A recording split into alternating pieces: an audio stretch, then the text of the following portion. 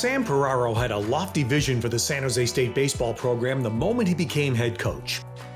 And on a sweltering summer day in Omaha, Nebraska, that vision came into focus.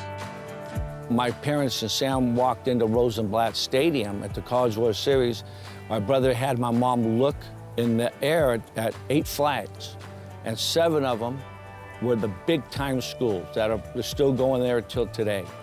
And San Jose State's flag is waving right with them. And he told my mom, look, Mom, our flag's waving right there with the big boys. In a way, guiding the 2000 Spartans to the College World Series for the first time in school history was a job Piraro was born to do. He grew up not far from campus as part of a baseball-loving family. Sam was a decent infielder in high school and later showed promise at San Jose State under Spartans coach Gene Menges. His career got shortened. He had some shoulder problems, but the blessing there was he got into coaching earlier because of that. Menges recognized that Piraro's playing career was coming to an end and offered him a chance to coach. Sam took the offer, and after 3 years with the freshmen, he became Menges' assistant with the varsity. Mission College in Santa Clara launched its baseball program in 1979, and they hired Piraro to be their first head coach. He would go on to win 5 conference championships and 2 junior college state titles over his 7 years there. He was able to practice 7 days a week back then, and that's what he did. And so he turned into a power in a real short window of time. Piraro went back to San Jose State in 1986, taking over the managerial duties from his old mentor.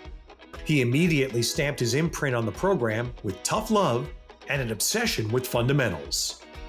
What you learn working for Sam or playing for Sam is an overall discipline, and that's where the foundation is built, with discipline, organization, accountability. The true mark of a coach is a coach that can take a group of guys and get them to buy into putting the team ahead of themselves. Physical errors were tolerated. Mental errors were not. Ryan Brucker found that out after a string of brutal mistakes on the base paths. He goes in front of the whole team, he goes, you know, Bruck, he goes, you might be the worst base runner in the history of San Jose State baseball. I remember thinking, oh man, like putting my head down. He came up to me one-on-one, he put his arm around me, he goes, you know I love you, right, Bruck? You're gonna be okay, just, listen to what I say and just know that I love you.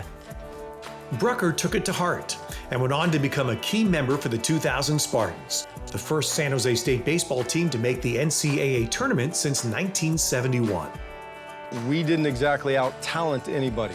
We were a team that played with Coach P's philosophy, which was take care of the baseball, throw quality strikes, and manufacture runs any way you can. The first step to advancing to Omaha meant going up against perennial powerhouse Florida in a regional, when Piraro put Thurman in charge of choosing the starter for the decisive final game. And I said, I think it's Sherman, definitely. I think we should go with the sinker slider. And he said, yeah, I think I'm going to go with Sandler, which was our left-handed submarine closer, who had never started a baseball game in his life. Sandler pitched 8+ innings, beat Florida, and we went to the Super Regional in Houston. San Jose State went on to win the Super Regional and became one of the final 8 teams in the College World Series.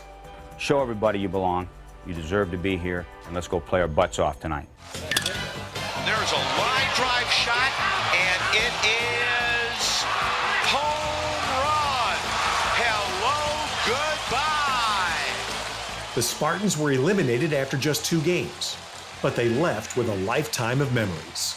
Playing in the 2000 World Series definitely was a defining moment. In my opinion, one of the greatest achievements of all time at that school. A few years later, Sam's strength and will would be tested on a personal level. In 2002, doctors discovered he had multiple myeloma, cancer of the bone marrow. His prognosis was bleak. He went through chemotherapy and got a bone marrow transplant from his brother Stuart.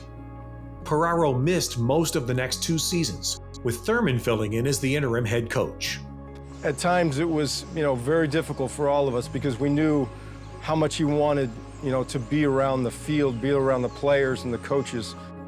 If anybody could beat an illness where the odds aren't good, it was him, and he fought like a warrior, like a Spartan.